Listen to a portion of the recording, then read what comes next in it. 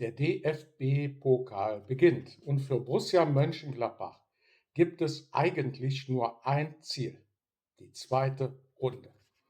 Am Sonntag um 15:30 Uhr trifft die Borussia in der MEWA-Arena auf den TSV Schott Mainz.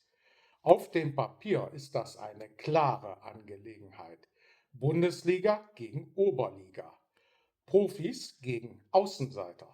Aber genau solche Spiele machen den DFB-Pokal gefährlich.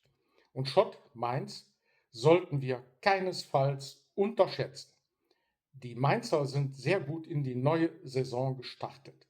Nach 4 Ligaspielen stehen 10 von 12 möglichen Punkten zu Buche. 12 Tore wurden bereits erzielt. Das zeigt, diese Mannschaft kommt mit Selbstvertrauen und wird gegen Borussia wahrscheinlich das Spiel ihres Jahres machen. Für Gladbach dagegen ist es das erste Pflichtspiel der neuen Saison und die Vorbereitung macht durchaus Hoffnung. Die Borussia hat ihre 6 Vorbereitungsspiele gewonnen. Die Generalprobe gegen Aston Villa endete mit einem 2:1 Sieg. Besonders erfreulich war dabei Tim Kleindienst, der beide Gladbacher Tore erzielte. Trainer Eugen Polanski zeigte sich vor dem Pokalspiel entsprechend zufrieden. Nach seinen Aussagen wurden die geplanten Trainingsziele erreicht und die Mannschaft habe in der Vorbereitung mit hoher Motivation gearbeitet. Was erwarte ich also von diesem Spiel? Zunächst einmal sehr viel Ballbesitz für Gladbach. Schott Mainz wird vermutlich kompakt stehen, Räume eng machen und auf Umschaltmomente sowie Standardsituationen hoffen. Für Borussia wird es deshalb entscheidend sein, von Beginn an Tempo ins Spiel zu bringen. Nicht 20 Minuten den Ball querspielen und den Gegner immer stärker machen.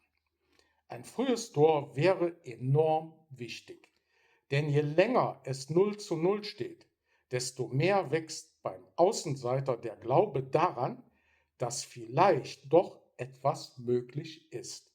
Und dann kennen wir alle diese typischen Pokalspiele. Ich bin außerdem gespannt, wie stark Polanski rotieren wird. Borussia besitzt inzwischen deutlich mehr Möglichkeiten im Kader. Trotzdem würde ich nicht mit einer komplett veränderten Mannschaft beginnen.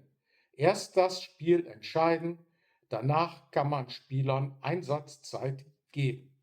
Mein besonderer Blick geht wieder auf Tim Kleindienst. Nach seinen beiden Treffern gegen Aston Villa könnte er auch gegen einen tiefstehenden Gegner enorm wichtig werden, gerade bei Flanken und Standards. Mein Tipp: Ich glaube, Borussia nimmt die Aufgabe ernst und setzt sich am Ende deutlich durch. Schott Mainz 0, Borussia Mönchengladbach 3. Alles andere wäre der Einzug in die zweite Runde als eine riesige Enttäuschung. Aber jetzt seid ihr dran. Wie geht das Pokalspiel aus? Schreibt euren Tipp unten in die Kommentare.